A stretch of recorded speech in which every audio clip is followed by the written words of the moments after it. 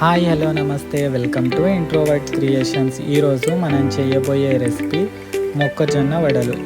ఈ రెసిపీని ఎవరైనా చాలా సులభంగా చేసేయచ్చు. పెద్ద ప్రాసెస్ ఏమీ ఉండదు.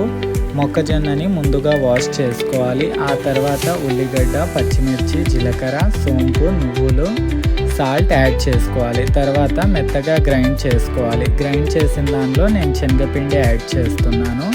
శనగపిండి యాడ్ చేస్తే వడలు ఇంకా బాగా వస్తాయి, రుచిగా ఉంటాయి. తర్వాత బాగా కలపాలి. మళ్ళీ పసుపు, కరివేపాకు యాడ్ చేసి మొత్తం కలిపేయాలి. దాని తర్వాత పొయ్యి పైన కడాయి పెట్టి నూనె వేడెక్కేంత వరకు వెయిట్ చేయాలి.